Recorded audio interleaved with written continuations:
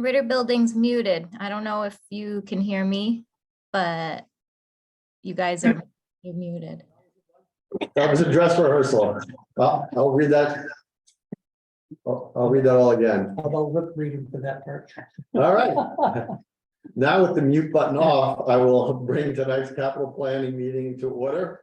Capital planning meeting Monday, November 21st, 2022.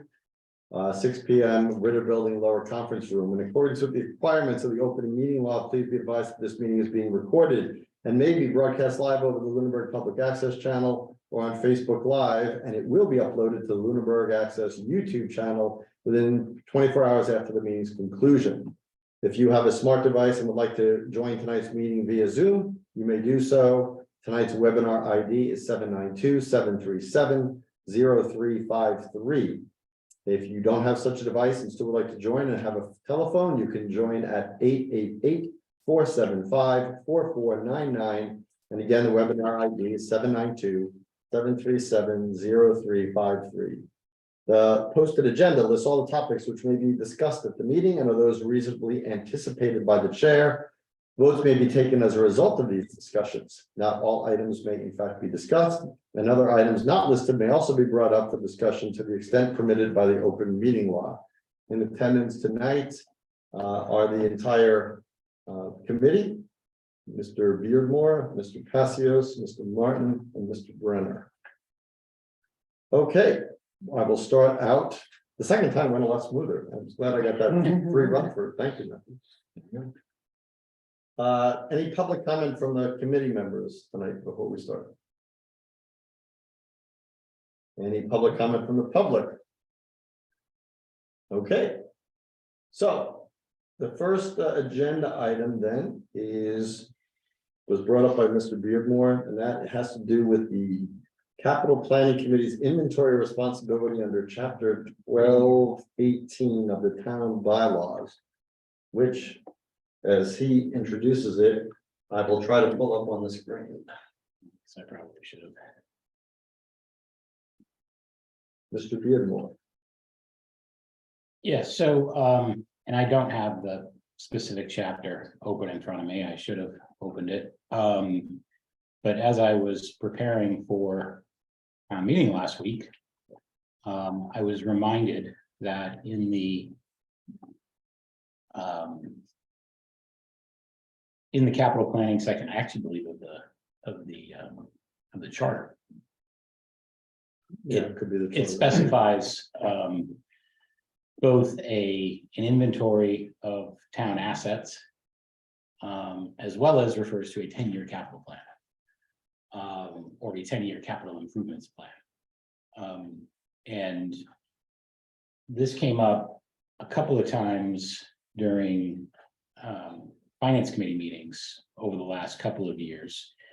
I did go back into my email, and 2 years ago, the town manager did send some files to the finance committee that represented an inventory. It included an inventory of culverts, buildings, and vehicles in the town.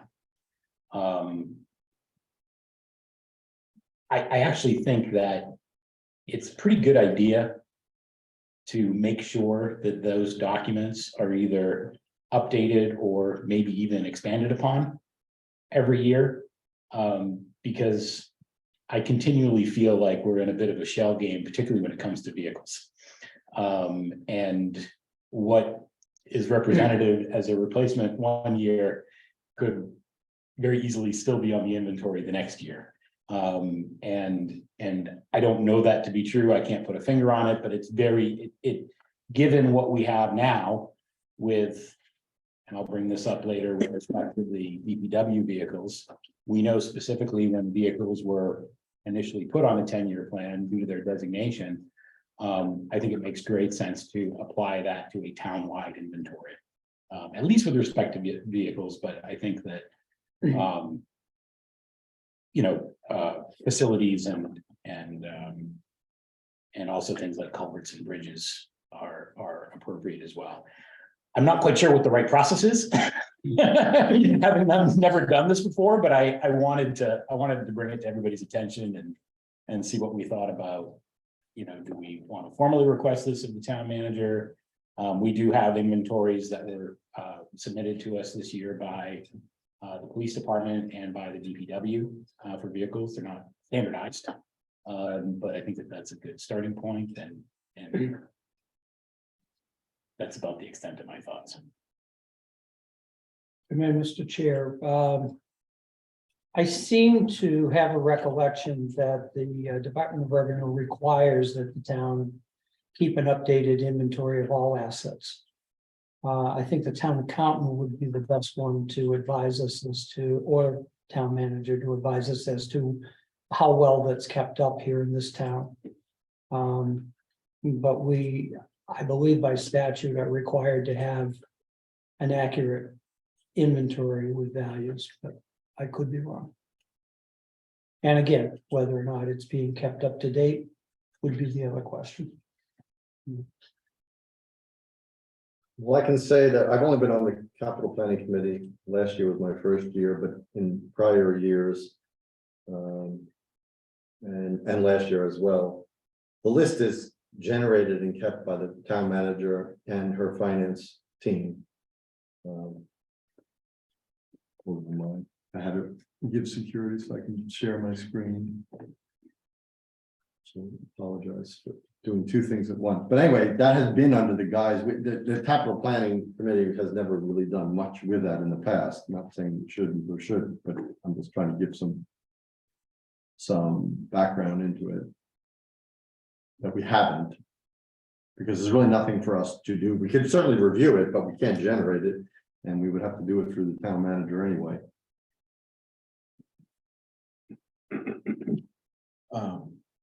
So what is our responsibility with this document within the charter? If you don't have it right in front of you, I'm very. I am getting it. That's what I wanted to do. Yeah. Great. I can't remember if it was charter or if it was fiscal policy. It's under the One of them. bylaws. It's under the bylaw. Okay.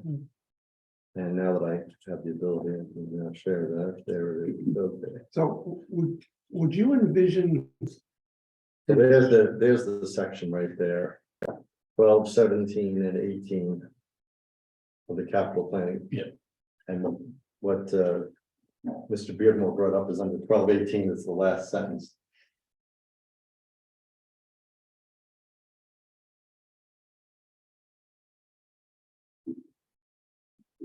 So the capital planning should be responsible for providing a complete inventory of town property, real and personal, including school property in conjunction with the town manager. So it says in conjunction with, but unless anybody here is going to go out and pull all these for all the departments, really, the town manager has done that. Now, whether we should see it and review it, it makes sense to review it at some point anyway.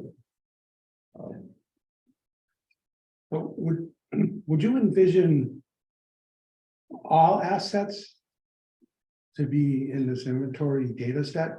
For instance, a stove over to the. Well, that's a great question. I mean, so how, to what level does the planning board, the capital planning committee need to get involved with those kind of assets? You know, I don't need a list of all the books at the library, Right, Right. so. Yeah, I think, and again, this is subject to interpretation, and we could all have very different interpretations on this, but in my mind, it's something where, number one, you've got at least one document that you can have from a continuity standpoint that you review from year to year. And if things are added or subtracted, you have a means of comparing and knowing where they come from or where they went to. And then secondly, you also have some kind of visibility of, oh, we have a building here that doesn't have any items relative to it on the capital plan. So is it a brand new building in perfect condition, or is it something that has just been left out and neglected and forgotten about?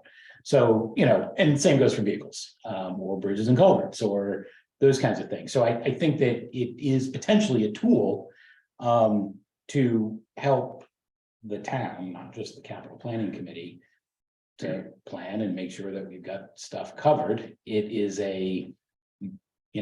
appointed by bylaw to the capital planning committee as an area of responsibility. So even if it's in as much as we make a request of the town manager to put together such an inventory and then we review it and approve it or something, I think that is probably sufficient.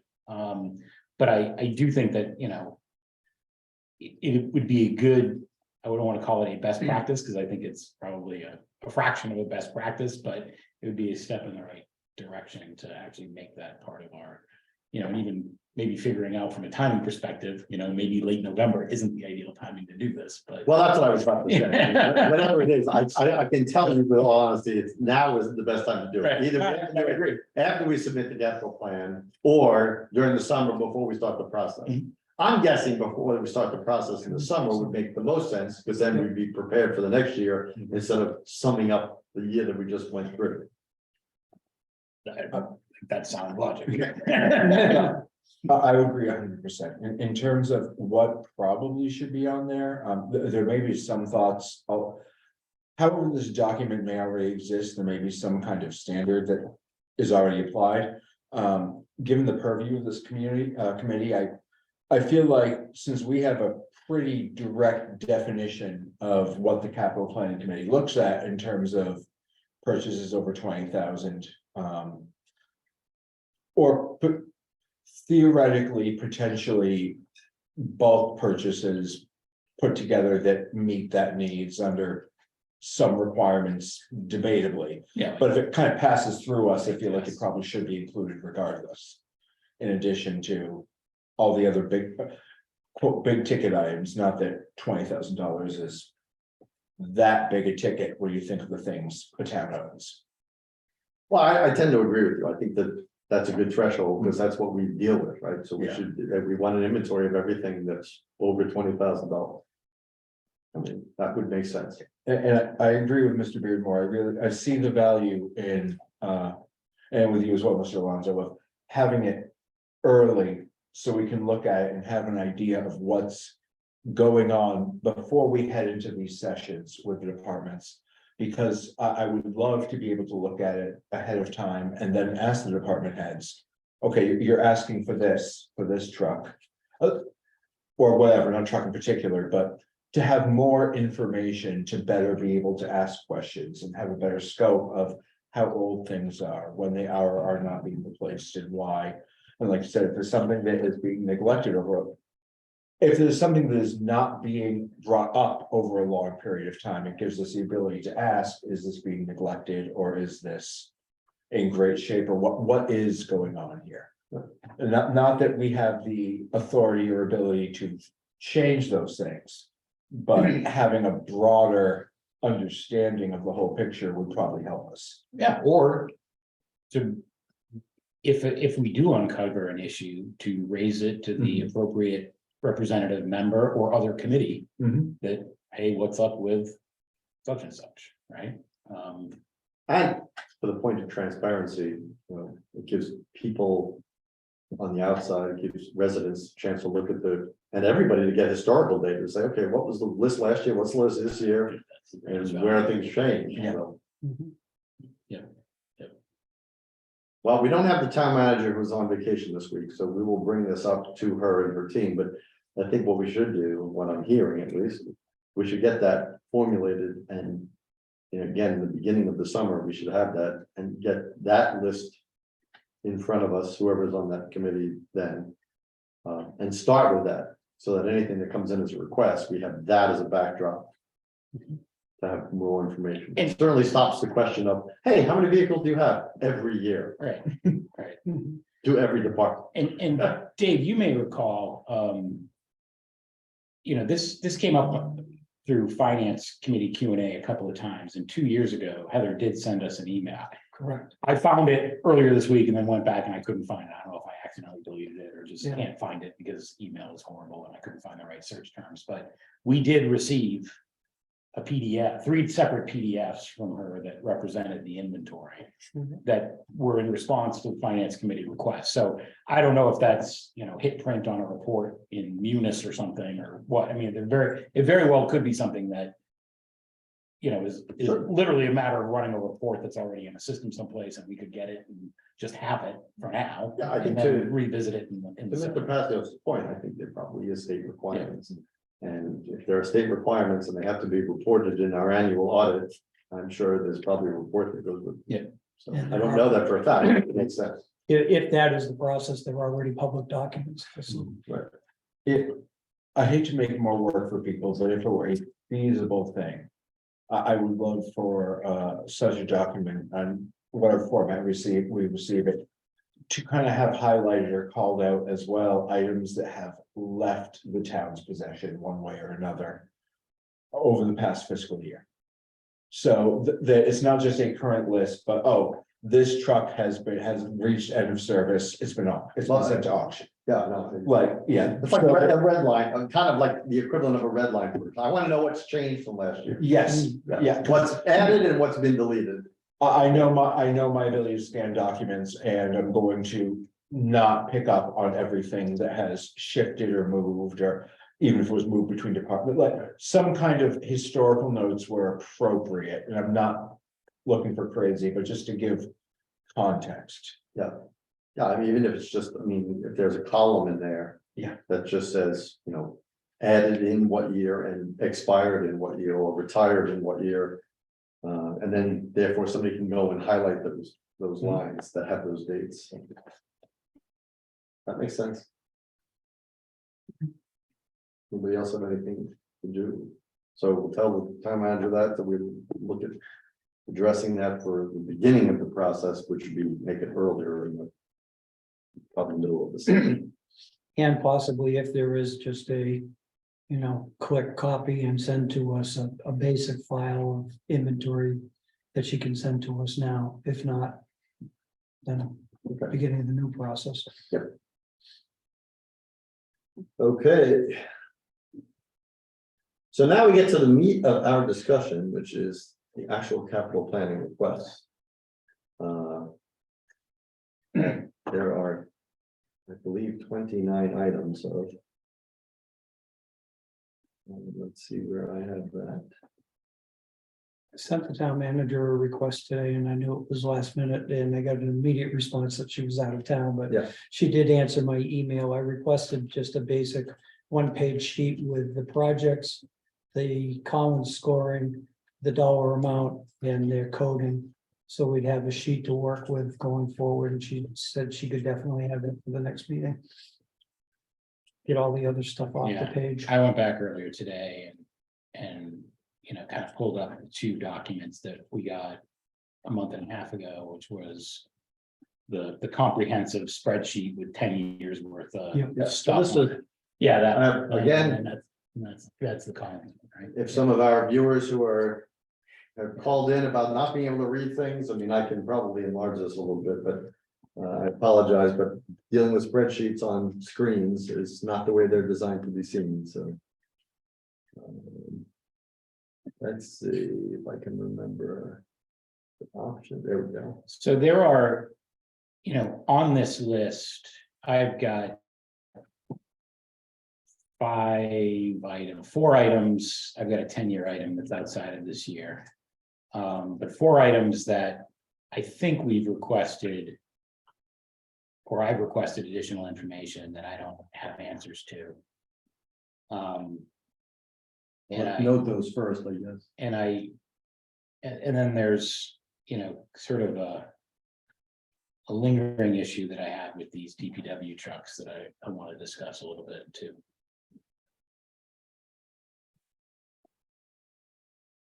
Okay, well, I'll open up the floor. There is no right and wrong way for us to do this. So if anybody has anything that they want to certainly bring up. In any regard, so we know about the order. So Mr. Passios, your request is something we all had asked for. So we'll get a pared down list of columns. I'll ask to put 5 columns in for our own, actually 6 columns in. 7 columns, 1 for each of us, 1 for the total, and then 1 for the average that will rank the priority. So there'll be an extra 7 columns that'll just be short columns with numbers from 1 to 5. When we rate these, 1 will be a, 1 is the highest priority, 30 is the lowest priority. And then we'll just sum them up like we did last year, come up with a list of what the overall rankings is, and then if something is glaring to somebody saying, wait a minute, this item can't be that high or this low, then we can discuss that. But aside from that format change, we can discuss whatever anybody wants to So can we like sum up all the It the is. costs? Is it summarized It at is the summarized. bottom? Yeah. It's like 3 million something. 3.1, I think was the number you had down there. Okay, well, I don't allow me to get to the bottom here. Yeah, I see that. $3,140,110. And Right there, what's 3.1 what's the million. budgeted amount? We don't have it, We don't, there isn't Yeah. budget. And Right. that's something that caution. which is an underlying issue. Yeah, yeah. We should not even be thinking Right. about what the dollar amount is. Right. Board of Health's gonna be in the upstairs room at the end. of- Upstairs room? On that floor right there you just came off of, down on the far end towards Mass Ave. Thank you. You're very welcome. We're down here. So, yeah, we don't get involved with budgeting. Right, okay. Our job is to look at the need and say, okay, which ones do we need? Now, So, that is not to say, okay, that we can't look at pricing and say, listen, we definitely want to get this in this year and put something higher on top again. But the overall, how many of these items will be covered is not up to it. so there are three typical funding sources. There's raise and appropriate. There's free cash, and the amount of free cash is formula driven into this. Yeah. And there's unexpended capital from previous years. So there's stuff that came in under, we didn't do for whatever reason. Okay. She rolls that forward once. And this year there's a four, because the select board could choose ARPA fund for Well, any of these. So I'm glad you brought it up, Mr. Chairman, because that's a point that I wanted to raise, because I think that in this case this year, I mean, for all of these things, there's a lot of context that we're all sort of aware of that need to be brought into our deliberations on this. At last week's town meeting, the chair of the finance committee speculated how a fire truck would be purchased using the special purpose stabilization account. And the way he described it was as a separate article that would draw from the special purpose stabilization account. We have on this list an ambulance that is also in that category of items that fall under the scope of the special purpose stabilization account.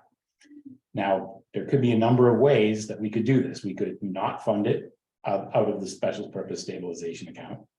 We could add $500,000 from special purpose stabilization as a funding source for this article, or we could do a separate article. I do think that context has to affect how we prioritize the items on this list.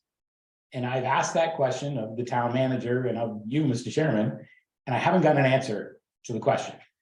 And again, the chairman of the finance committee speculated on this last week at town meeting. It wasn't corrected by anybody. But I think that is something that we need some kind of commentary and direction on, because in addition to all those scenarios that I just gave, there's ARPA as well. You just raised. Yeah. So, in that particular one, there's a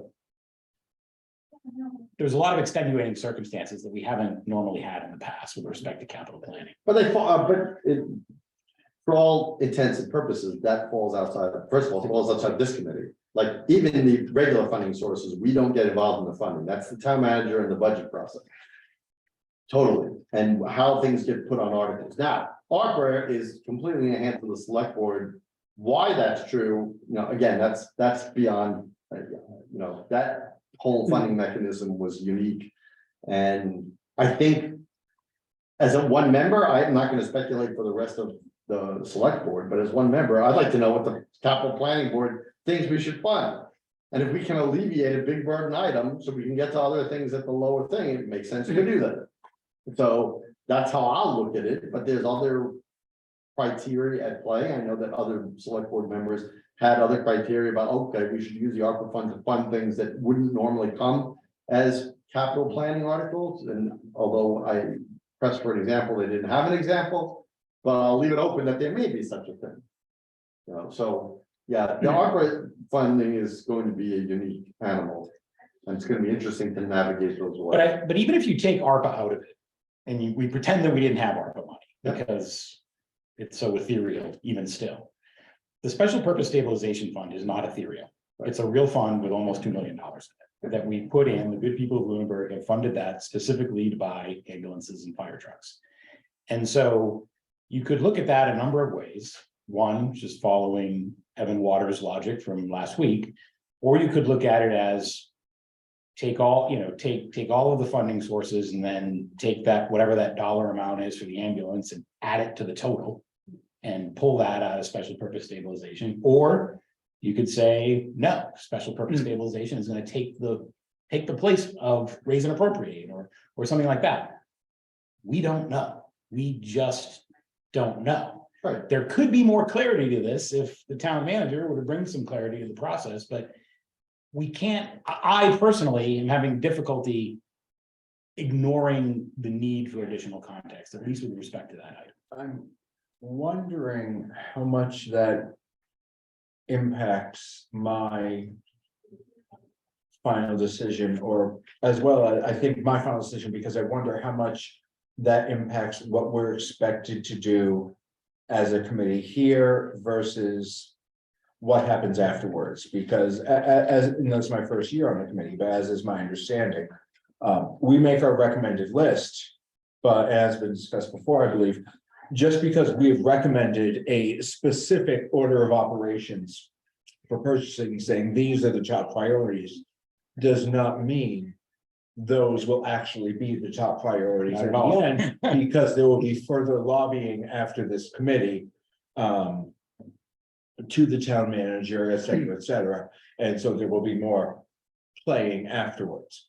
So knowing that we could say, well, this is important, we view this highly, it's then, I get the impression it's then other groups' responsibilities to figure out the correct or best way to fund it, and it's only our job to say, yes, a fire truck is important and more important than X. And then from there is other people's business, how that gets funded and how far down the list it goes. I'm open to being corrected on that. Oh, well, that is, I mean, that is my take on what we're asked to do.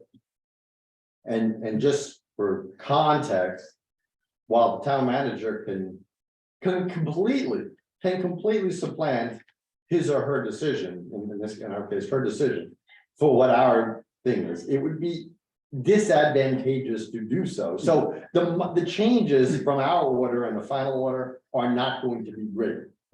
I think the largest something went up was like 3 positions, and that was even swapped around. So the top 4 got put in, they were still a top 4, they just weren't in the same order that we put them in. No, I cannot foresee we put something as 29 and that goes into a funding thing and it goes number 5 like that. That would cause lots of red flags about a lot of things.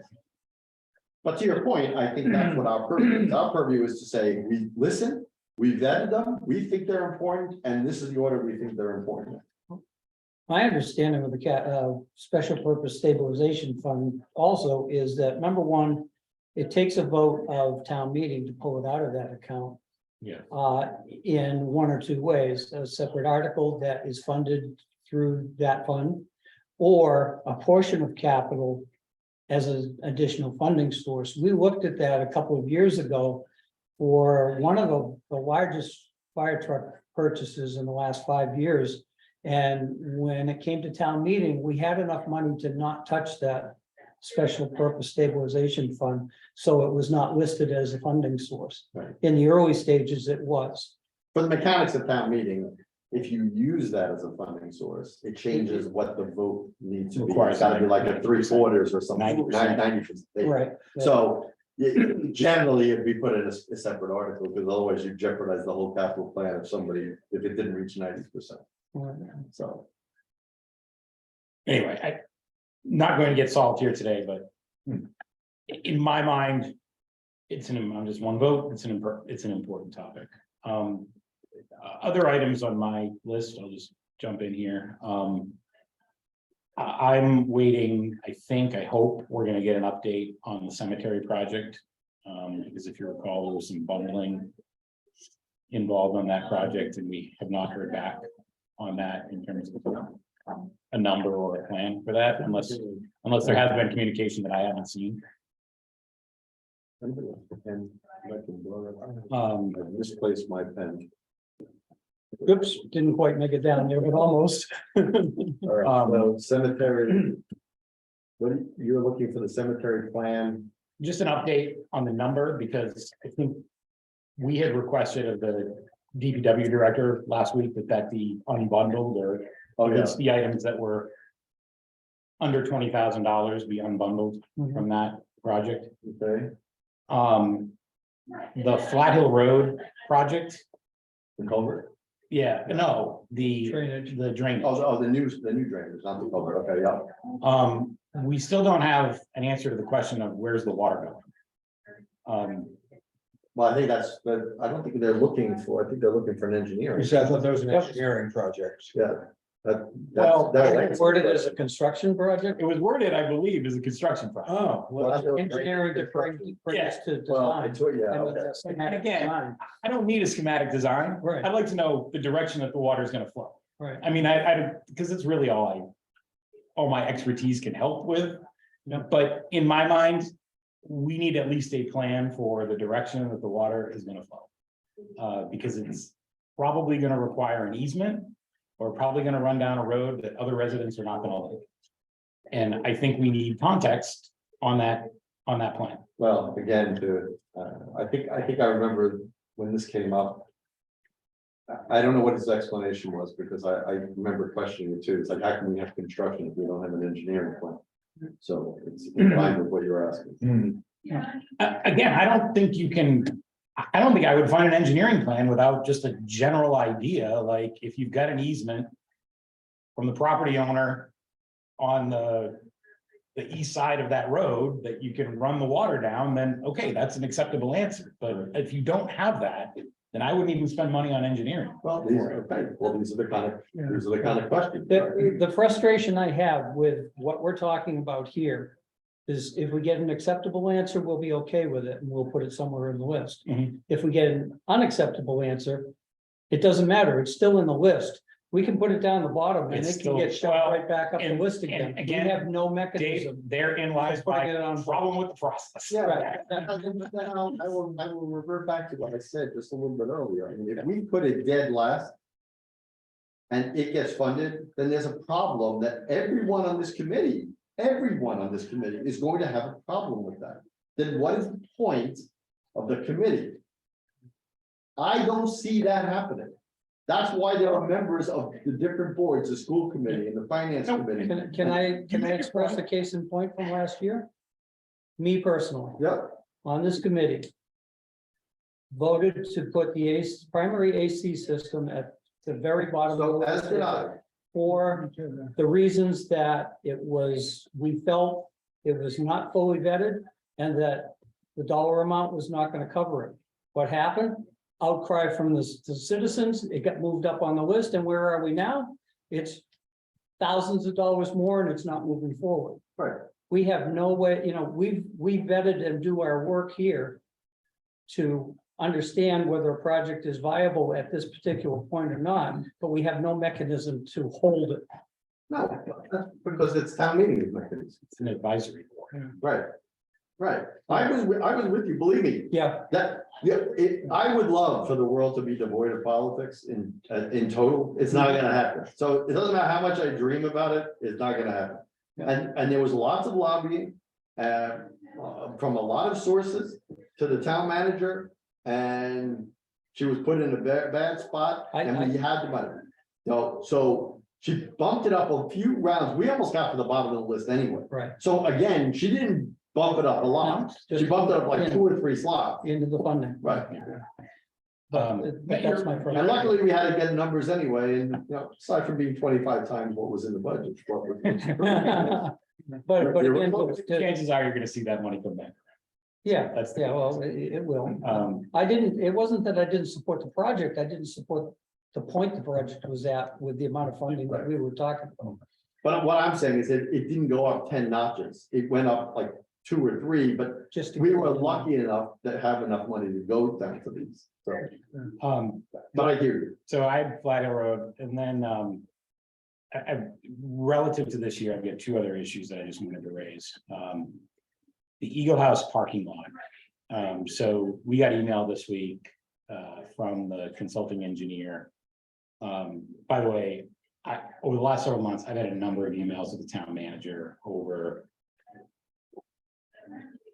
what's happening with the project that was funded last year for the patio relative to the earmark and relative to the request for additional ARPA spending. And then along came this parking lot project, and you may see in the email that was forwarded, this parking lot project is characterized as a future project relative to the patio project. So it's not clear to me that this is being engineered as a separate project from the documentation that we got this week. I'm just raising that as I will ask the question publicly when the town manager comes around, but it's the way she's described it to me is that the engineering for the patio is being funded from capital plan from last year, or excuse me, from the earmark first, and then the capital plan. And that the engineering for the parking lot is coming out of the Eagle or the Council on Aging budget, which is fine. I would just like to know that that's being accounted for appropriately. More pertinent, we got a plan this week that requires movement of equipment on the playground, which was not described to us when this was brought forth a couple of weeks ago. It shows 14 parking spaces, but deleting 6 parking spaces that are already there on the road. It does put a wooden barricade between the parking lot and the playground, but it is very close proximity in that area. Not to tell people what happened on the news today. I'm concerned about the safety in that area. You may have There's said a people. car that drove into an Apple store in a retail location. That one, okay. That Killed has, somebody and injured 16 people. Yeah. Um, it has a wood wall fence, whatever you want to Yeah. call it, and another fence inside of that. Yeah. But I don't know what the construction is. It looks like it's similar to what's at the public safety building. but it's very close proximity. Right. Again, if the police chief told me that it was okay, or the DPW director told me that it was okay, I would defer to them. It makes me a little bit nervous, given that there's going to be very little kids on that playground. More importantly, it's $150,000 for a net gain of 8 parking spaces. And I would- the other concern I have is that I think the engineering being considered as a secondary portion of the patio project makes a little bit of sense, because there's got to be drainage issues there that are going to be engineered for both. Your impermeable surface is increasing exponentially with both of those projects. So where are you going with that water? I don't know if this $150,000 for the parking lot includes drainage. Is it a complete project? It wasn't on the plan, No. but it was an early stage Yep. drawing. Did we receive any information? I don't remember seeing it, but I may just not remember. How necessary is this parking? They have a big parking problem over there. Okay, dude, that's one of the things I was trying to, Well, that would be to. Yeah. Mr. Beardmore's question of, you're gonna go for $150,000 and you're gonna gain 8 parking spots. yeah, I guess that's is that enough gain? Is that enough gain to make a difference? Are we still going to have, in all actuality, the same number of issues then? Until this moment, I didn't know that there was definitely a parking It was issue. a long-standing, well-articulated problem with parking. Okay, Parking. great. I mean, that's, Forced on-street parking, a Unquestionable. lot of So- crossing. Yeah. Okay, I can accept that. Yeah. So from historical, just to bring you up to speed. Yes. The plans, I didn't want to say anything in front of the DPW because I wasn't 100% certain, but the plans that they circulated.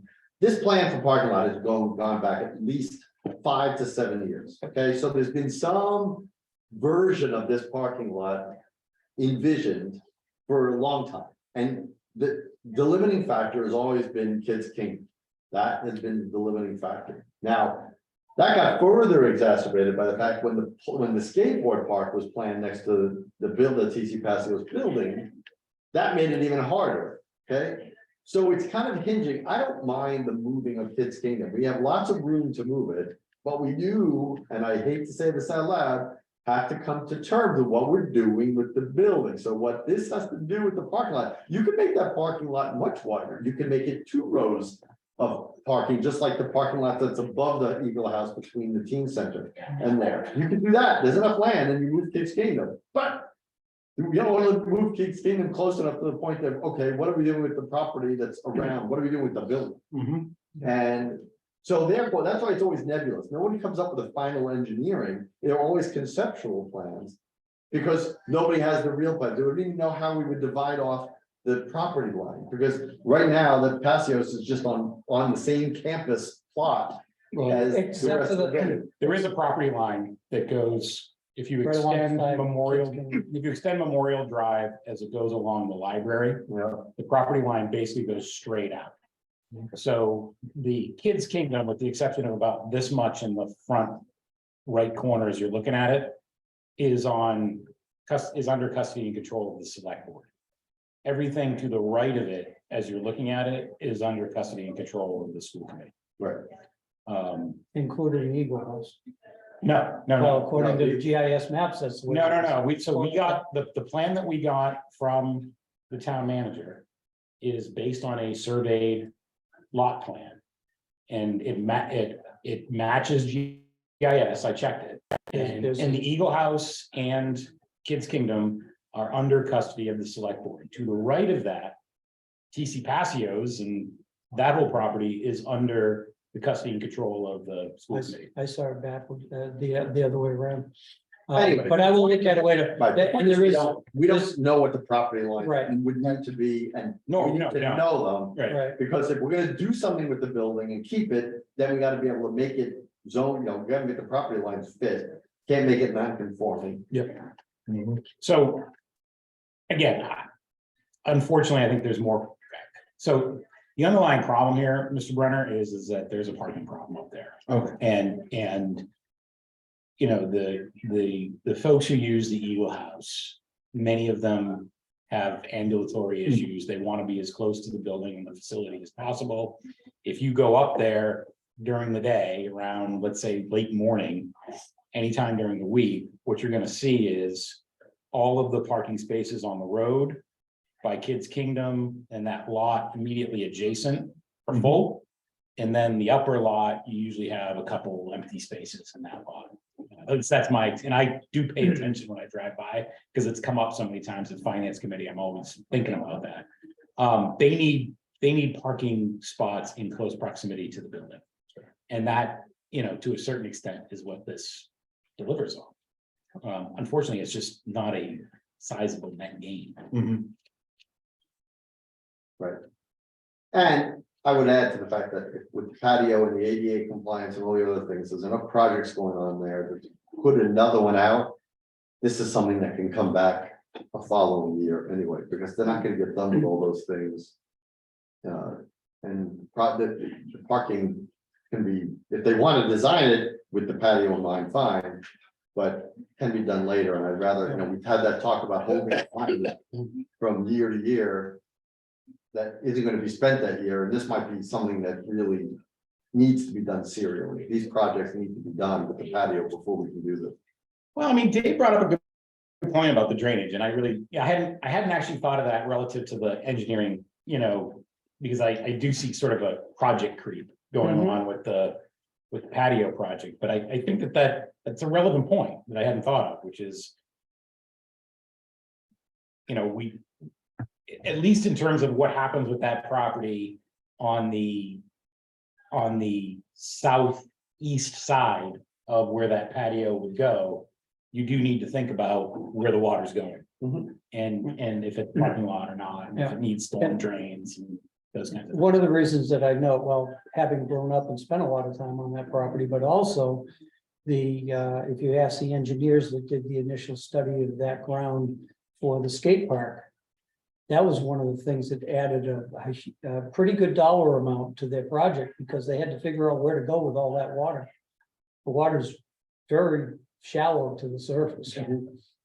Having played on that playground as a kid. I Right, yep. remember.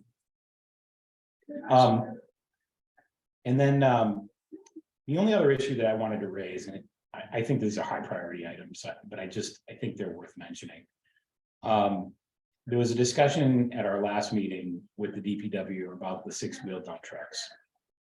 And I raised the point that, this kind of came out of left field, and I thought that these were current year requests, that these didn't have a history behind them.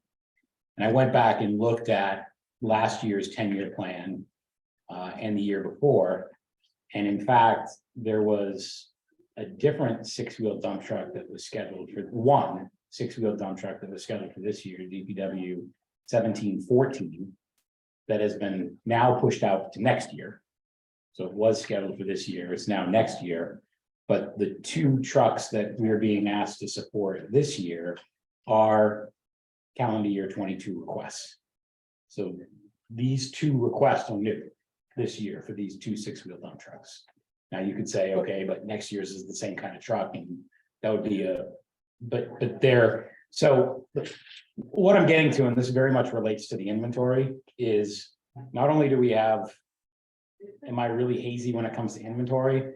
I'm equally hazy when it comes to projecting when vehicles are going to fail.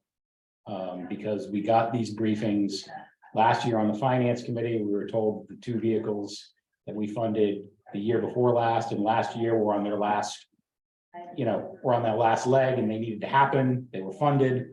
We had really, in my mind, no visibility that we had 2 more vehicles that were about to fail. And I've heard great things about the town mechanic. I got an excellent letter from him last year over the tractor issue, which swayed me, quite frankly. But I'm just wondering, like, is there a way, and I know stuff happens and vehicles fail unexpectedly, but it just. Well, these didn't look like they failed unexpectedly. These look That's like. exactly my No, point.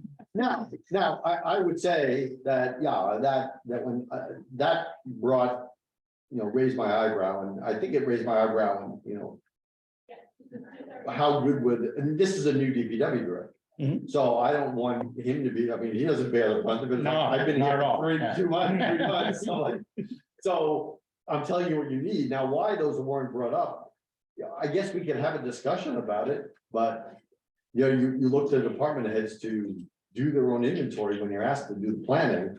And why you wouldn't plan that, and then something is like, no, this is broken beyond repair, like, and no, it wasn't like unexpectedly the engine block just blew, right? We just know this is old ancient stuff that's rotting and the engine doesn't work. I'm like, yeah, how would you get to the last year? I agree with you. How would you get to the last year when it's dead before you put that on the plan?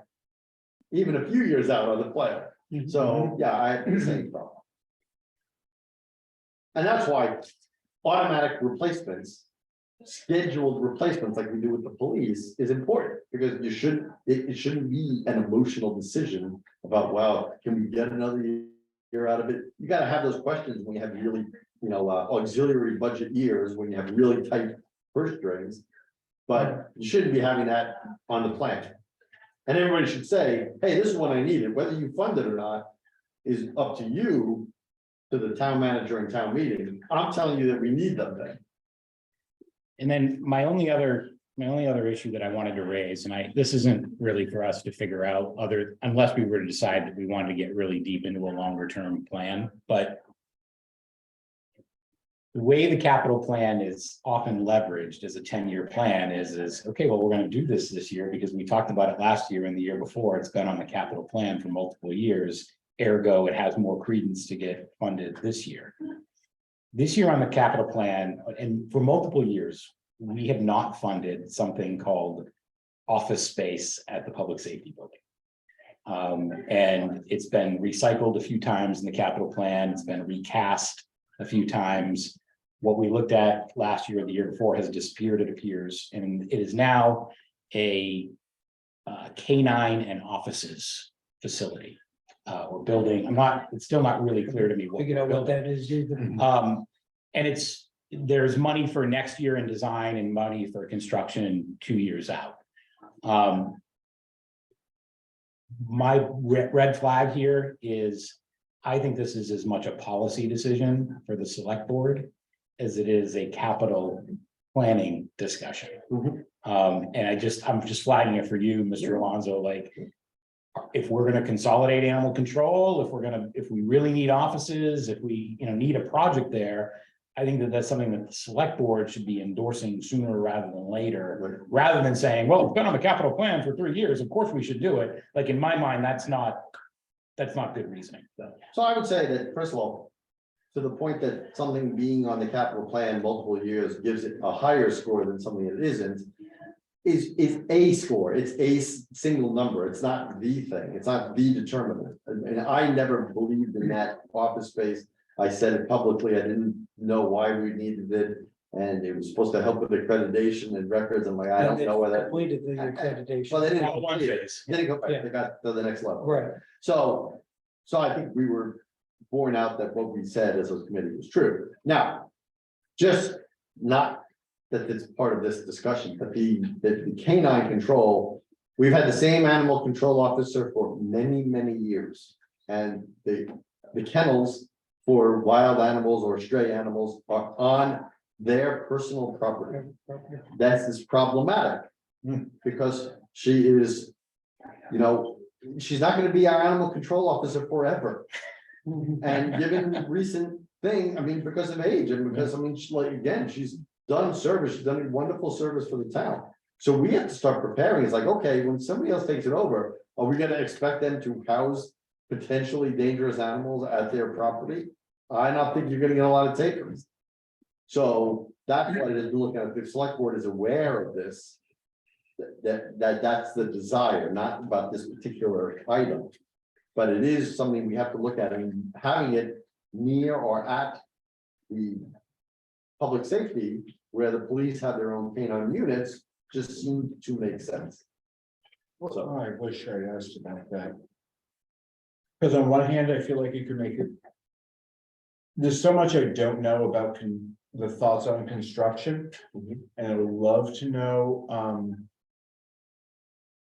if animal control officer had been consulted on this as a concept. I would love to know what protocols are in place to prevent potential disease spread between wild or stray animals and our canine dogs, which their value as living things that work with us aside, they're also a significant fiscal investment. And having one get sick and potentially taken out of service by, mange or something is not great. Yeah, well, first of all, the canine members of the police force go home with their trainers, so that's where they live. They don't stay at the. police. Oh, okay. So. But it wasn't clear when it was presented by the facility. That's why I'm trying to. But during the day, I got the impression that if they had to stay just for, like, the officer had to go somewhere without the dog, that they could house it or something. And that's why it's Okay. engineering is first. I mean, we would want to know that. I'm assuming, and I'm getting way ahead of myself and ourselves here. I'm assuming there'd be separate quarters for things that come off the street. They wouldn't be housed next to, our own, right? I think they just had buildings that had water and had bathing facilities and other, And again, I think we need this. I think this is something we absolutely need to invest in. I think we are well past the point. We've kicked this can down the road for. and we've talked about regional animal control, Yeah. because again, other towns have had difficulty locating animal control officers. It's not, Yeah. again, the world's a lot different than it was 40 years ago when, people, it wasn't as hard to find. But of course, the duties weren't as great, and then paperwork wasn't as great. So, Anyway, I think it should be flagged as capital planning is aware of it. Yes, thank you very much, but it really is a policy. Yep. In executive leadership question, in my mind. First, before we figure out how to prioritize. and when we come up with our list, we can certainly say that. We can put an asterisk next to it with a note saying, hey, listen, you know what? we can't speak to the necessity of this or the priority of this because we believe it involves policy questions beyond the scope of the capital planning committee. I think there you go. I mean, you can put that note and say, so I'm not gonna rate it at all. We had an item on one of the lists in the last 2 years that we did not rate. Do you remember? Yeah, because then it had no, It had Engineering. nothing. It might have been the parking lot, and then ultimately Yes. it got pulled off the list in the shuffle to get the AC up into the list. That was one of the moves. That project was pulled. yeah, Um, there was something that says, yeah, we didn't have engineering, so I can't tell you whether this is a good project or not, because right. Yeah, Mhm. and I mean, parking lot. If it was compelling, if the number was less and the parking spaces were more, I could be easily convinced based on the drawing that we have that it's worth funding. Like, I don't, It's you know. sequence, right? There's Right. conception, Yeah. then there's design plans, and then there's construction. And you need the one before it to get to the one after it. And if you don't, then it's like, what am I judging this? Right. You need a parking lot, okay, but there's stormwater, there's, drainage management, there's all these other things that you have to take into consideration. If they're not taking into consideration, how am I possibly gonna know whether the number is good enough? That's kind of why I wish we had a category where this committee votes that we don't have enough information and We can, we, we yeah. can. but we can say that, but it can still end up on the list funded. Again, I will lobby as a member of this and as chair of this, if we Yeah. rate something that we are not putting a priority, we cannot rate this because there's not enough information, and it gets on the list. I will squawk about it, then I'm like, what is what are you funding? We will say publicly, and again, when we go to town meeting, this is a committee. I always kind of comment to myself when something comes up from another board or another committee or another, commission. And there's an article and one person from the whole committee is there. I'm like, no, all of them should be there saying, no, this is not the way this is supposed to work. And you all know, because you all go to town meeting. Mhm. Yeah, that has a lot of We force saw it Tuesday as a night. committee. We saw it Tuesday night at the parks, You have a lot of force as a committee saying, this is not the way it works, and you can sway town meeting. For that. So I don't think that would happen. Mr. Passios, do you have anything you would like to, I'm assuming, Mr. Beardmore, those are the ones you wanted to bring up? I do want to talk a little bit about the school safety stuff, but I'll. Okay, well, Yeah, come on. I honestly have not delved into it as deep as I'd like to before I make too many comments. The only feel I got through the process over the past few weeks is that, there seems to be safety projects that are kind of here, there, and there. And I understand, and it was stated that the school complexes are, their security systems are unique to the school campuses versus the public safety building. But the thing that caught my eye was how far down the road the safety upgrades for the public safety building are in the 10-year plan. That's all I've got right now. I hope we kick this list around more in the next meeting. And Is that, so I'm glad you brought that up, Dave, because you did bring it up when the facilities director was here a couple weeks ago around compatibility. And I don't know that that's been followed up on. Is that something that you would like me to bring back to the school department just to kind of get some clarity on in terms of, is this something where they will be compatible systems at some point in the future, or is there Well, a game plan? they're two different, very unique properties. My bigger concern about the school campus systems is that they connect as quickly as possible to public safety. That's my biggest issue with that one. It sounded like it was almost going to be a standalone system, and you're still going to have somebody make a phone call.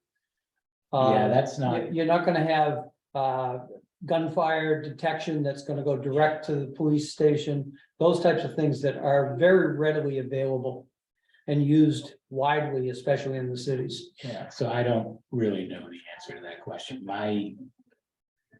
My impression was that this was pretty tightly connected to whatever the chief was looking for in terms of his ability to supervise an incident. Mhm.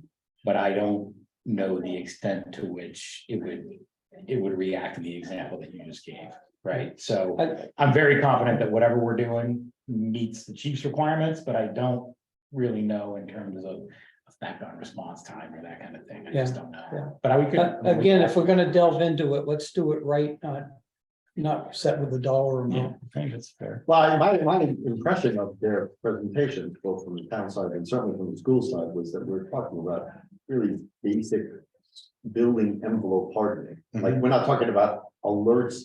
Like, if somebody breaks through the front door, it's gonna alarm to the front office. It's not gonna call the police because we don't know what may have triggered that. It's really just to harden the entrances, like maybe even make a double entrance on Turkey. Yeah, but that makes total sense to me. That should have been done years ago. Well, exactly. I think we're playing catch up on basics. Right. I don't think they're doing anything like you said, the gunfire detection. I think that wasn't even thought about in this. But there is I'm using my language, not police language, but there's a workflow concept here, right? Where something is breached, you got cameras, you can see what's happening.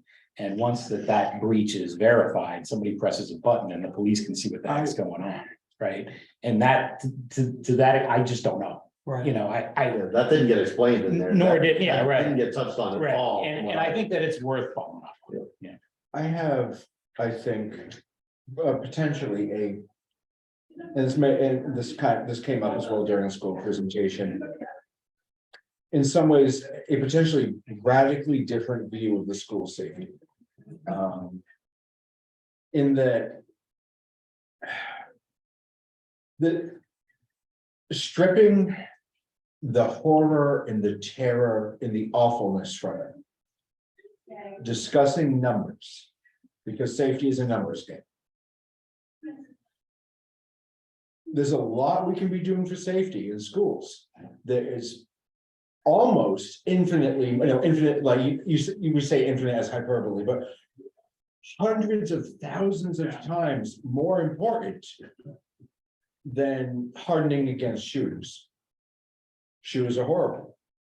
They're awful. And I thought the superintendent spoke very well again to the trauma it can inflict not only on the students there, but on the community as a whole.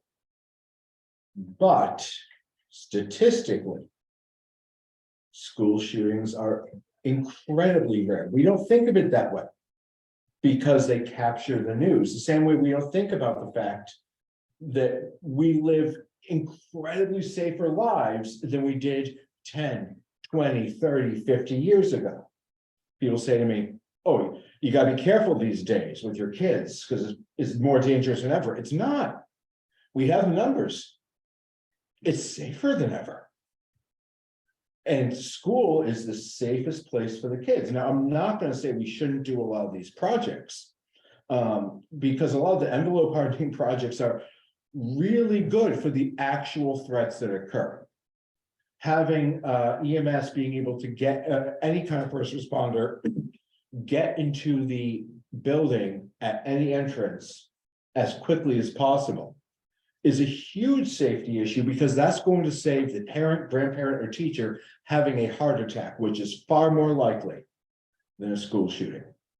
Similarly, in my own ranking, I find the new pickup truck for the school district to be wildly more important than the safety window film. Not because it would be nice to have a safety window film, but we're far more likely, and it's not attractive in that, like, it doesn't have the same glamour. We're far more likely to lose someone slipping on the ice in an untreated parking lot after a theater performance than we are to lose someone in a school shooting. And so I worry that we're putting so much emphasis in dollars on some of the school shooting aspects of this and that aspect of safety when we could be saving more lives. Looking at better more DPW trucks could very easily be a better in the school truck with sander could be a better safety investment than some of the other things we look at for school safety. It's not when I say glamorous, I don't mean to imply school shootings are good things or anything, but I mean, it doesn't have the same headline catching. Because no one thinks, oh, a person dies in a car accident, but that's where the deaths actually occur. And that's where we could be saving people, and I want us to be thoughtful about that, even if it isn't what the public views initially as a big deal. So I would bring you back to my comments that night where I talked about, risk calculations. And, you just kind of touched upon all of that, Yeah. right? Somebody slips in a parking lot and breaks their elbow, you're never gonna hear about it. Mhm. Ever. But you're right, it's something that we need to take responsibility for because somebody's gonna get hurt. There's a liability associated with that, right? Like, I think we need to fund all of those requests personally, but that's just my personal take. There are other things we, in public comment, Rhonda brought up the school resource officers and expanding those programs. And, I don't think that it's a capital related request, but generally she's right. Like having an expert, a police presence that can respond quickly to an emergency in a building, I think is a great thing to have. But it doesn't, let me just finish here. But it's not really in our purview from a capital planning standpoint. The window film is about time. And it's different in different buildings. And I'm sure you're familiar enough with our campuses and what's there and the design of those buildings. And without going into too much detail, I would encourage you to walk around the circumference of Turkey Hill and think about window film and think about, a worst case scenario. Because that building is not fortified at all. And it's quite dangerous in my opinion. And all the window film does is slows things down, ultimately, in my mind. Prevent maybe, but really it's about slowing things down, slowing down the progression of events so that a response can happen. Finally, with respect to the calculus of this, I think your merit, your arguments have merit. I would direct you to the YouTube videos of the victim impact statements in Parkland that were just recorded this month, I think November 1st. Because you're right, it's low probability. But the impact it's not just high. It's excruciating, it's long-term, and it reverberates forever. It's not an elbow on the ice in the parking lot. It's a community devastation event, right? It can't be overstated in my view. And I know that there's an emotional element to it, but if you break it down to brass tacks and you look at that kind of thing and you realize the impact that this kind of event can have, then yes, it's very low probability, but extremely high impact. And I think that if we're ever put in a situation, God forbid, where we have to go back and look at the decisions that we made in 2022, years down the road, and coulda, shoulda, woulda, in my mind, I'm willing to make that investment. And that's, again, it's a personal decision on everybody's part in terms of where you rate those kinds of things, but it's hard to break it down into simple math because it isn't simple.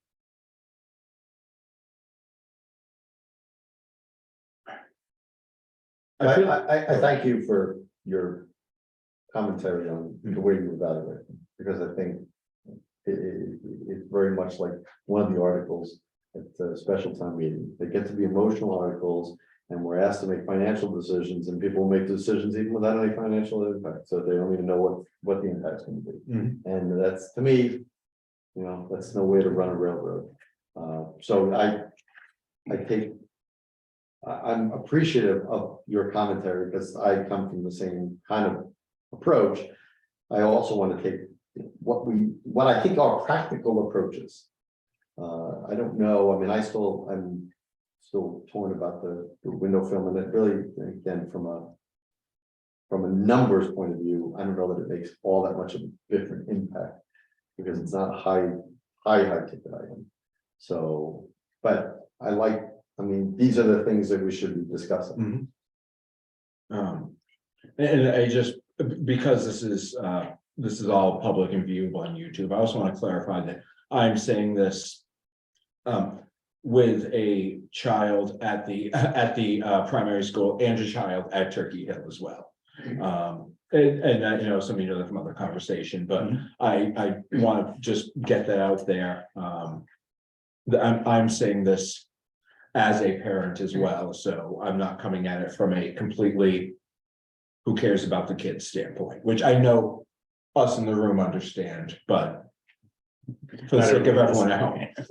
And that's why diversity in the member board is fantastic. Because we all look at it in a slightly different way, but sometimes some items we look at it exactly the same, where we've got a different take on others.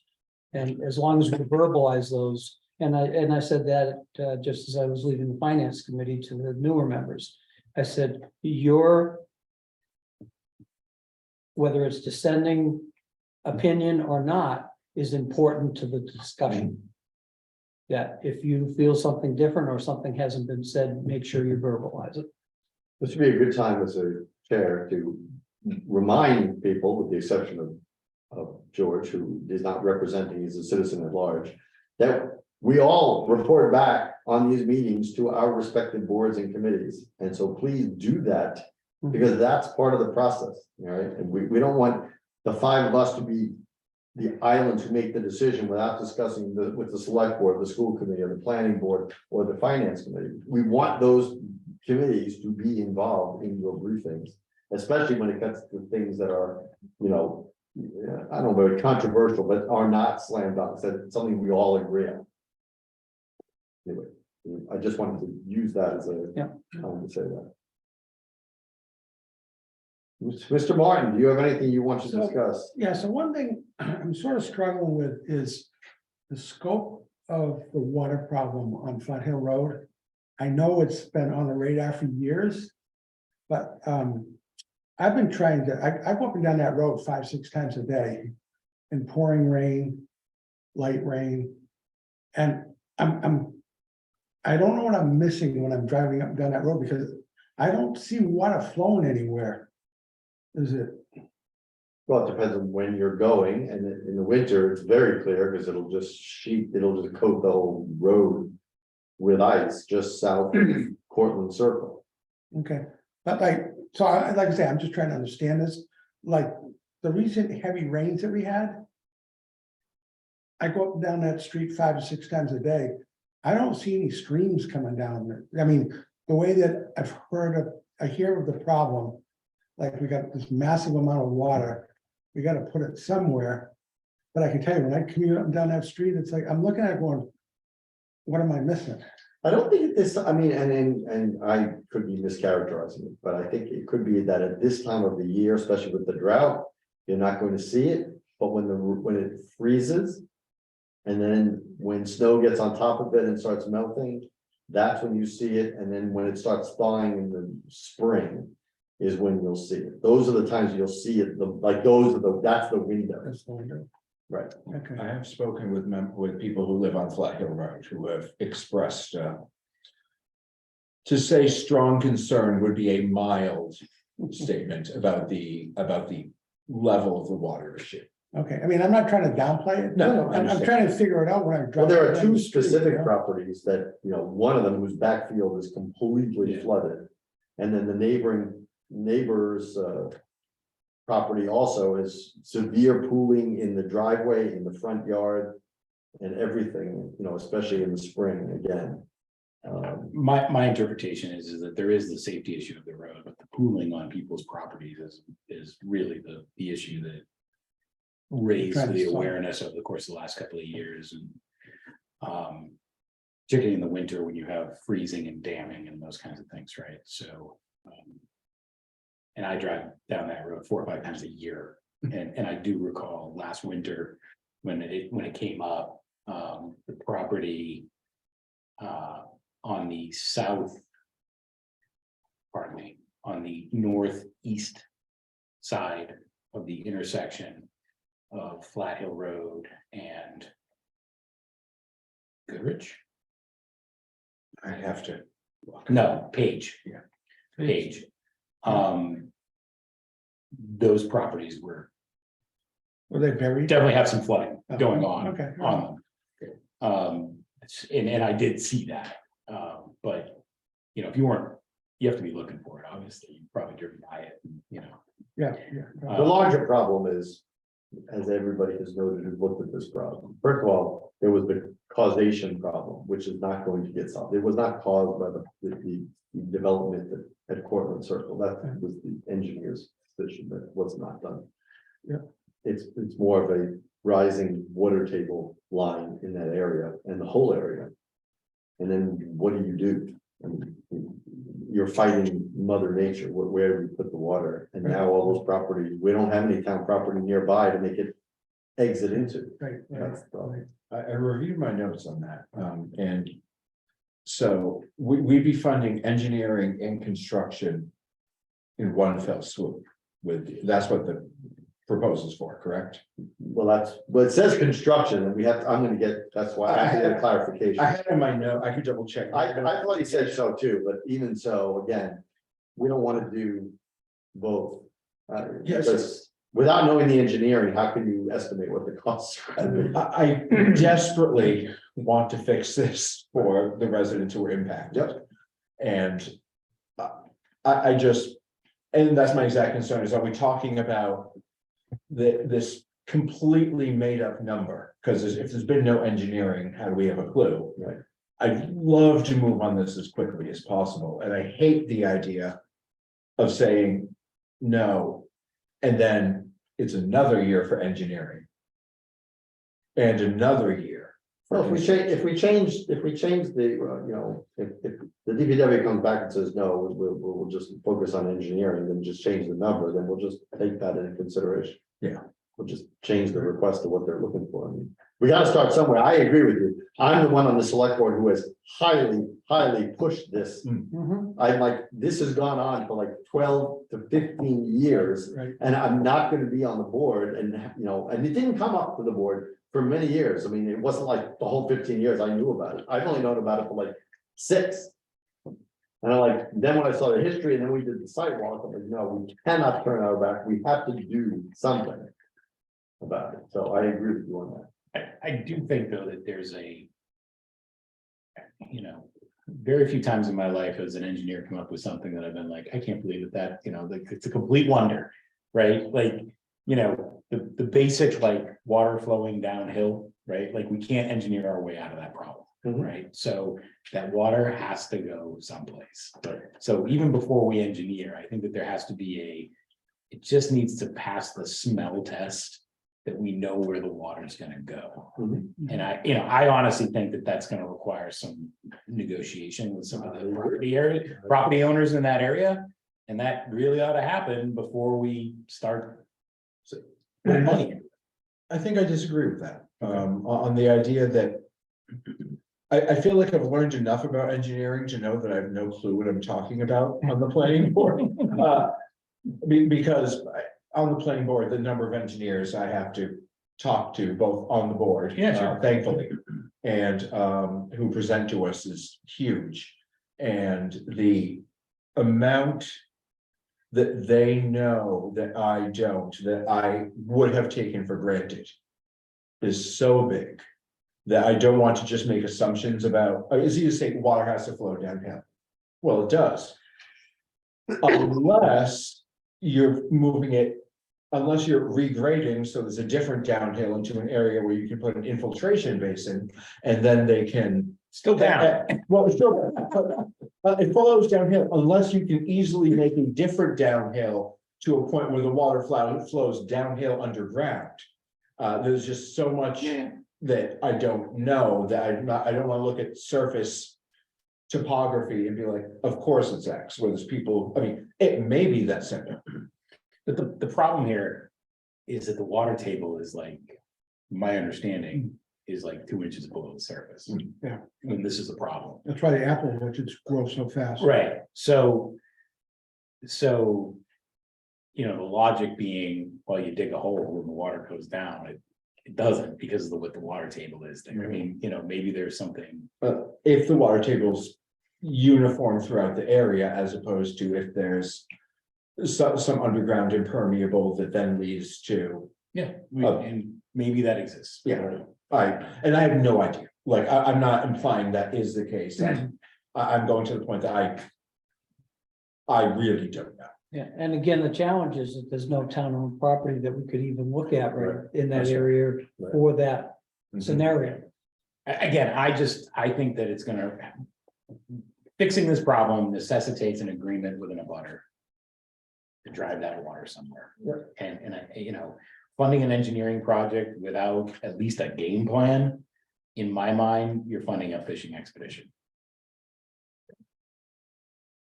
Good point. Any other questions, George? Nope, that was it, basically. Matthew? No. Okay, I had none from myself that weren't already raised. Some of the major ones were raised. So I think what we want to do is. I will. Follow up with the town manager and get the list with those columns. Everybody should take a first shot at it. If you want to submit your scores to me. It'll be easier beforehand than not. And then we can review them before they're final and everybody can just look at them. Okay. One quick question, that list, should we request it in order of how the Collins scored them, or how are we gonna ask them to be? It doesn't matter, they're grouped by category, but the way they are now is fine with me, it doesn't matter to me. Yeah. Okay. Oh, so, Mr. Chair, so we've had a number of items here that I think do require some additional information. Yes, I will send an email, Thinking of the timeline here. I'm gonna send an email, our timeline is our timeline. Whether or not we get answers now, I think Mr. Bernard will answer back first, we only have two. The cemetery update with the unbundling and the Flat Hill drainage construction, what is included, is it just construction or is it engineering and construction? And can they be broken out to just include engineering? I will ask those questions of the DPW director and CC the town manager and wait for those. In the meantime, I'll ask the town manager to get us these, but we're on a charter deadline to get these to the town manager by Christmas. Which leads us to doesn't lead us to the last agenda item. Let's go to the next agenda item, which is the approved minutes of October 17th and October 26th. Has everybody read through those? Fortunately, I look at them as soon as I receive them, otherwise I forget to look at them. And I had no If issues. everybody has read through them and there's no changes, I would entertain a motion regarding the minutes of October 17th and 26th. I move that we approve the minutes for October 17th and October 26th. Do I have a second? Any further discussion? All those in favor, please say aye. Aye. Opposed? None. So, Amanda, if you are still, you on here, so those are approved. And you can send those to the town clerk. While we're on minutes, Yes. Tom, have you gotten any more clarification on how we're gonna remedy the massive list that the town clerk sent us? No, I have Okay. no remedy for that. And there are some things in the world, and maybe Flat Hill drainage is one of them, that I have no remedy for. Yeah. Okay? Yeah, They're I understand. looking for past minutes of the capital plan that some of them, or 21? yeah, some of them were before I was even on it, so I Right. certainly have no remedy. And for those, and And- they were not recorded, and I don't know, we could talk to Brian from last year's. Yeah. What's really strange is the first inquiry, there was only one or two sets, and then all of a sudden, the next email we got from the town clerk's office had that longer list. Yeah, so the way I look at it is I'm just trying to not add to it, and we're trying to approve the minutes quickly, and we're recording all our meetings, Keep up to which date weren't now. done before, so that's very helpful. That's a huge impact. Positive impact.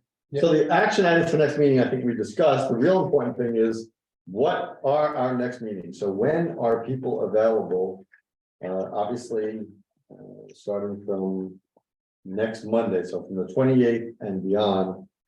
I'm guessing we're gonna need at least two more meetings. and maybe 3. maybe a third. Yeah. Yeah. I can fit my schedule into your guys' schedule.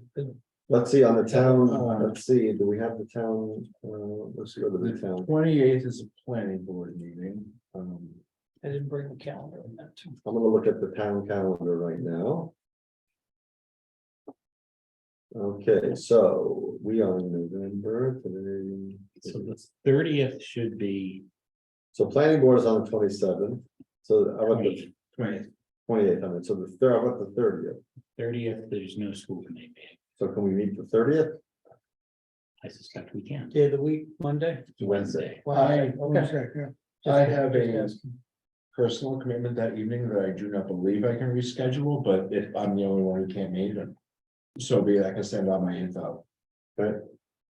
We want to pencil it in, will you will get back to us if you can, Yep, but if that's what we're gonna meet, so is everybody okay with the 30th? With Matthew's exception noted here, I'm good. okay, and. Let's go to the next month. There's not a lot on December, so they have not loaded that up yet. I believe There's the a- school committee is scheduled for the 7th and 21st. How about the 5th? What Mondays do you meet? They're second oh, wait. and fourth. Second and fourth? Yeah, so the days just shows up on my calendar because I programmed that Yeah. in years Okay, ago and so now it maybe just kind of. December We'd be able to meet the 5th and Yeah. the 14th. 5th is fine. 5th, okay, so December 5th, We're back on opposite. weeks. Yes. okay. And we can choose the last one. When is school committee usually? I believe we're meeting on the 7th and 21st. So we can do the 14th and make that the last meeting? We should. Can we do that? Should be able to do it unless something unforeseen at this point comes up to Let me double check. drag us into another Fortunately, I have meeting. this all in my work calendar, not my. On the On the, 14th. but I was confused. I realized I was looking at January, so. Yeah, 14th is fine. Give me Perfect. 1 second just to Yep. double check a different calendar.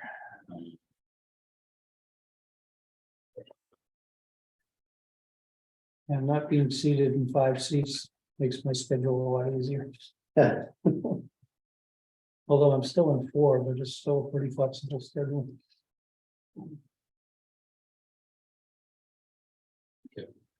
Yep, my assumptions were correct. Okay, so let's look at my calendar, on my work calendar. So what do we say, the 30th? Nothing good, okay, then the 5th. Those dates are all soon, we don't get snowed out. Right. Oh my God, can you? I see what's going on in Buffalo, and I just cannot But it imagine. stay there. 3 days, 6.5 feet of snow.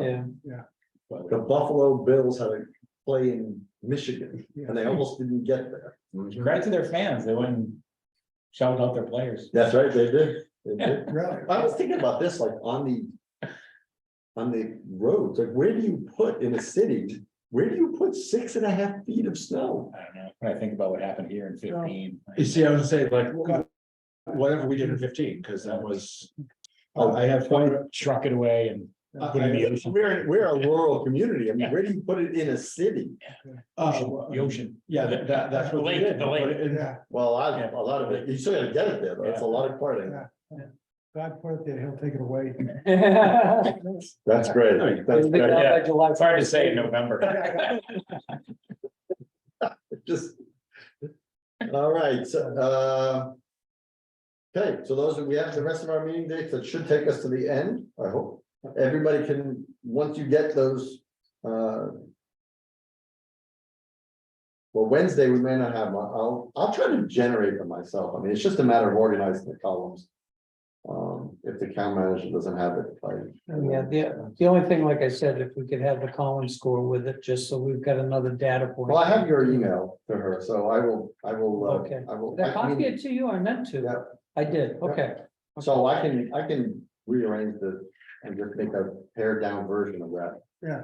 So Mr. Chair, you were saying you would like our scores before the next meeting. yeah, I mean, it would be at the. at least having looked over, maybe preliminary, you don't have to fill them in, at least I'll jot it down on a piece of paper where you swear them. Did you want us to have that? Understanding there's a very good chance I won't be here, so I'll send it along anyway. Did you want us to submit them so you could put them into a document, or you just want us to know what they are? So, No, if you're not, if you can submit them, if you're gonna rank them. And you're not gonna be here, then submit them to me only, not to the board, because that would be against Yeah. the meeting law. And I'll put them all in the spreadsheet, as I get them. You know, it's just 30 items, 29 items, so. So we each have a column, we just go 1 through 29. Or do not, and if you have an asterisk, if you put an X that you're not gonna rank it, that you don't believe it deserves a ranking, and you wanna put a note for those, you know. I don't need to know those in advance, but you can do that as well. That would give us a good starting point, because I think the last 3 meetings, the next 2 meetings will be the hammering out.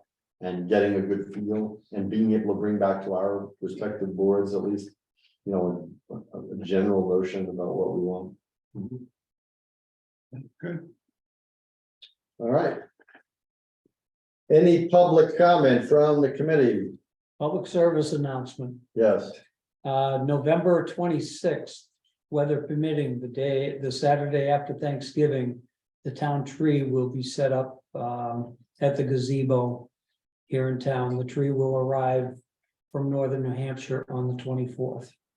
And then the official lighting is First. December 1st, December 1st. Thursday, December 1st at 6 p.m. Right. Excellent. Any other public comment from the board member, committee members? Any public comment from the public? Robert. Yes. Ron DeLisio, 181 Reservoir Road.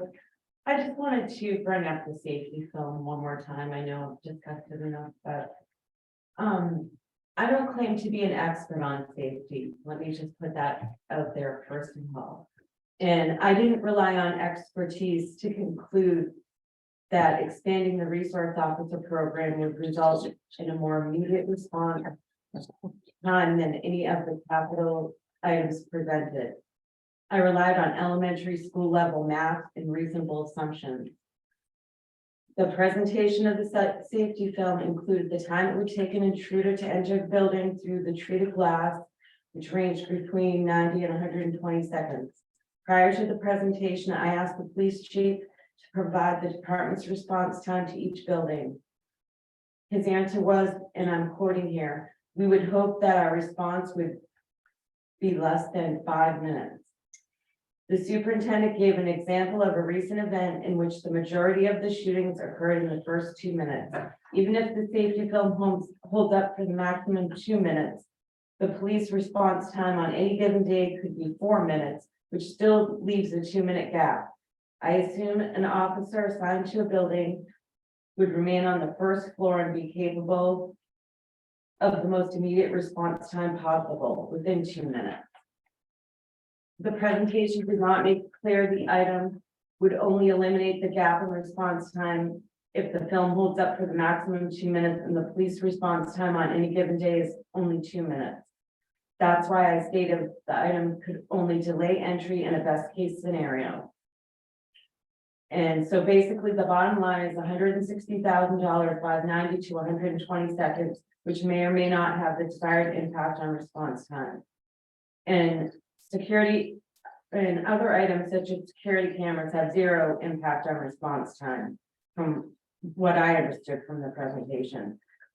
Such items are only useful when identifying a suspect after a crime. The school is requesting over $500,000 between the safety film, door replacement, access and security upgrades of the primary elementary school this year. Why would I want to spend this amount on items when I have witnessed 0 discussion exploring the possibility of expanding the resource officer program?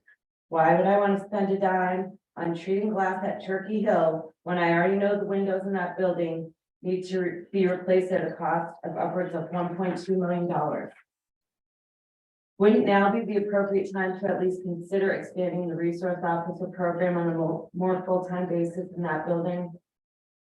The Resource Officer Comfort Dog program has proven to be a multidimensional program. It has been reported to relieve stress and anxiety in students. It also builds trust and positive relationships between young people and the police at a time when police are demonized by the media.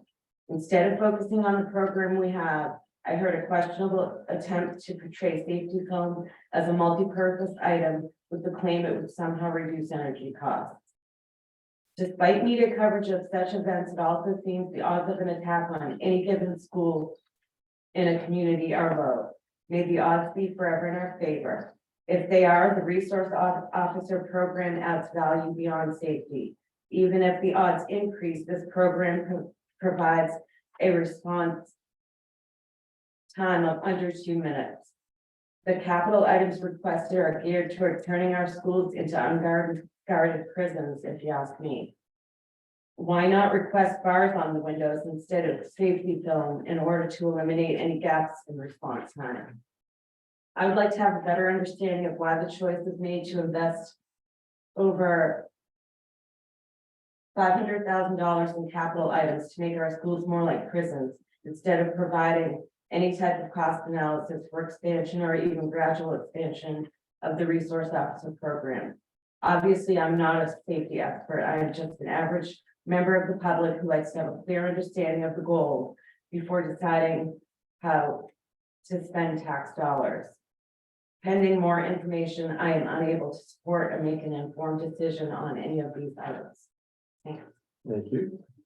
I would just comment that, I hope obviously, we have no interest in not interest, we have no sway on this school resource officer, and hopefully you're bringing that to the school committee, which I assume you are, since obviously we have no, again, ability to discuss that because it's not in our purview. But thank you for your comments. Any other public comments?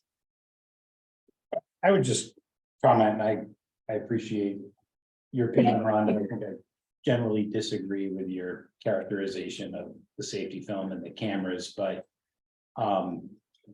I do agree with your assessment of the school resource officer, and I think that it's something that both the school department and the police department ought to look at.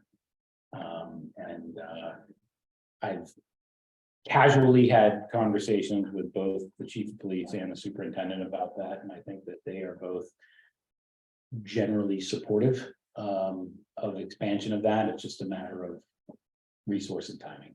And I think that your questions are good and fair, at least with respect to that role, because your characterization is 100% correct with respect to the benefits of that program. I think that it's a very, very good program. And unfortunately, I don't think that in the near term, we would have coverage of all 3 buildings, but perhaps because our current officer is the preponderance of his time is in the middle high school. If we could expand the program and have somebody that could cover the primary and elementary, I think that would be awesome. And I hope that we can do it sooner rather than later. Thank you. All right. I Yes. I guess my point was, there's only so much money to go around, and I'd rather see the funds directed toward a positive program than, the fortifying our buildings to an extreme amount. I think your point was well made. Yeah. Okay, thank you. Okay. And a motion to adjourn. So moved. Second. All those in favor, please say aye. Aye. Opposed, none. We are adjourned until Wednesday, November 30th, 6 p.m. The same bat time, same bat channel. Good night, everyone. I hope everybody has a great Thanksgiving holiday and safe holiday.